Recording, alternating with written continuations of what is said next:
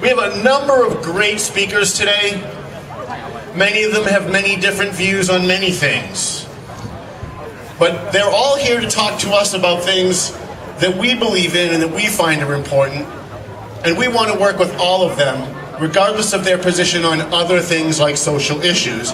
The Tea Party is not about that. The Tea Party is about lowering our taxes, slowing the growth of government, and protecting our Constitution.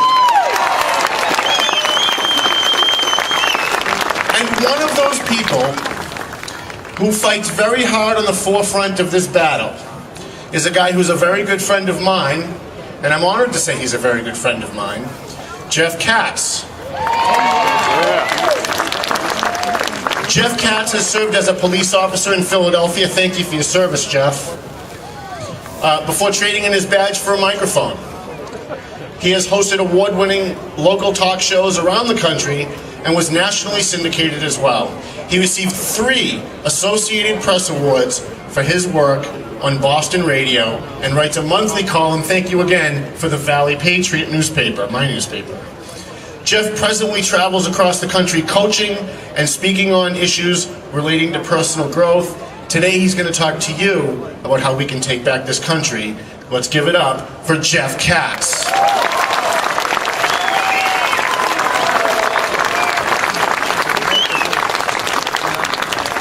Oh, thank you, Tom. It is great to be here. I am always amazed and thrilled to come out to the Tea Party events on the Common and just be amongst friends for a change, because I know so many of us believe we are solidly behind enemy lines a lot of the time. There was a buzz going around, and I don't know if it's true, that Senator Warren would be visiting. But it's all right. She would only be touring 1/32 of the event, so it won't be all that long. As Tom mentioned, we're here for the right reasons, and I want to remind everybody why we're here, as I see so many people who were here the first time when Sarah Palin was here and Tim Pawlenty was here. We are here because we care, and I know it's a trite expression and it's overused and it's manipulated, but in this case, it's true. You are here because you understand the greatness of this country. You are here because you understand the threats to this country. You are here because you want to do right by your children and your children's children. Give yourself a round of applause for that.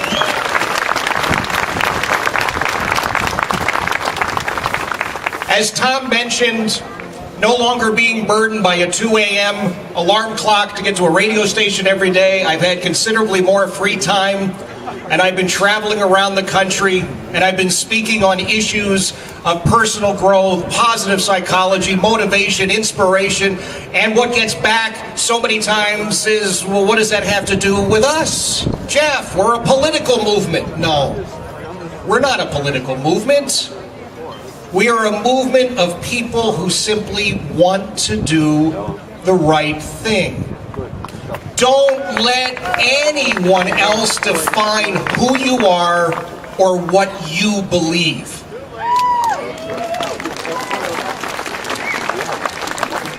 And I heard somebody say it's too late. It's not too late. Well, you're wrong. And let me tell you something. When you buy into the description that other people have painted for you, you got a big problem. Don't buy into it, and don't allow anyone else to define who you are.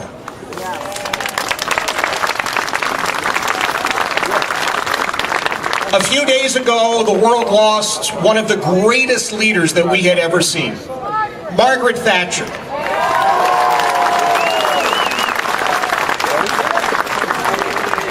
As I read the obituaries of Margaret Thatcher, I saw words like strong, the Iron Lady, consistent, steel, conservative, and there was one word that was missing, which you will find in biographies written of Margaret Thatcher, you will find the word popping up over and over and over again when you read the writings of people who actually knew Margaret Thatcher. And when I share the word with you, you might be a little surprised. The word was optimistic. Now, I want you to think about this for a second, because Margaret Thatcher was described by those who knew her as optimistic. Winston Churchill was described by those who knew him and worked with him as optimistic. Ronald Reagan was described as optimistic. I was at an event not too long ago, and I was listening to Rudy Giuliani speak on optimism. And he referenced Winston Churchill. And it got me thinking, why is this word optimist or optimistic or optimism associated with so many great leaders? I'm going to tell you why. Because optimism is not just walking around and going, look, it's a sunny sky even when it's pouring rain.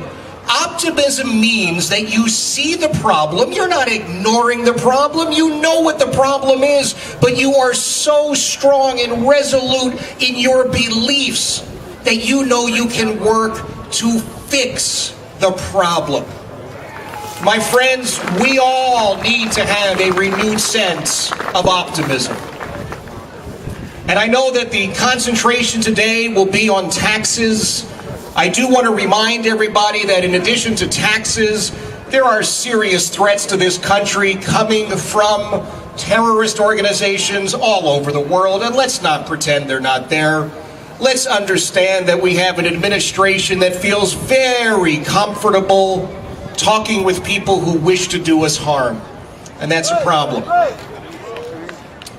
When we talk a little bit about what's going to happen at the State House in terms of taxes, we have one of the most bizarre situations I've ever seen. We have a governor who is looking at a $500 million tax increase and saying it's nowhere near enough. And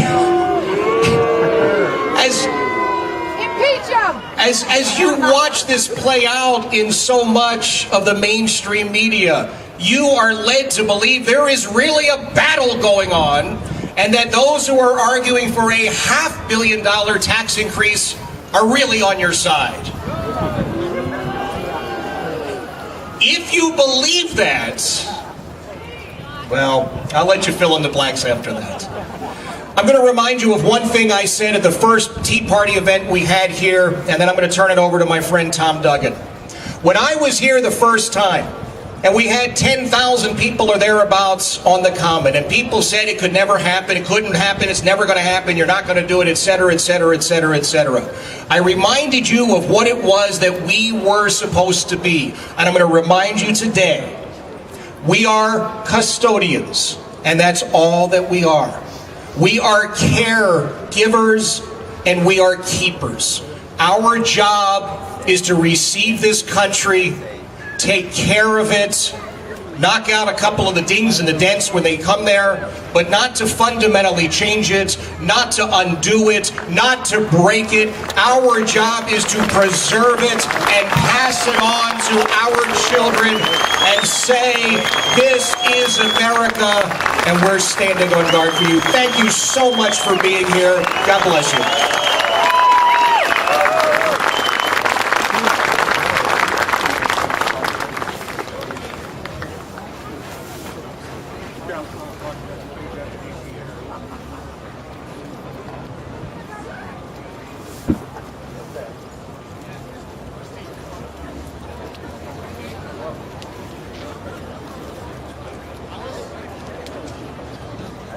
Thank you very much, Brother Katz. Let's give it up for Jeff Katz.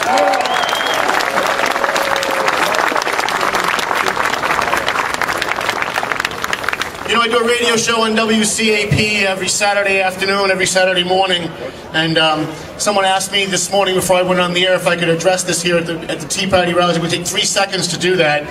You know, the mainstream media paints us out to be a bunch of haters and homophobes and bigots, people who hate immigrants, people who hate blacks, people who hate Latinos.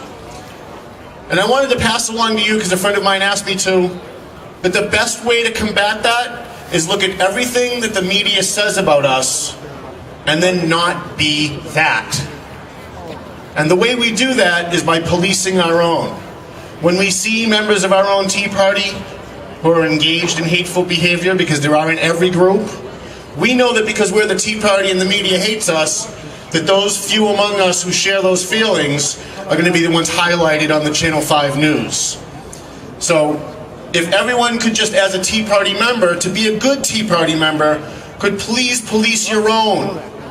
Whatever group you belong to, if there are members of your own group that are hurling invectives about gays or making comments about immigrants, let them know gently that's not what the Tea Party is about. The Tea Party is about lowering taxes, protecting our Constitution, and slowing the growth of government.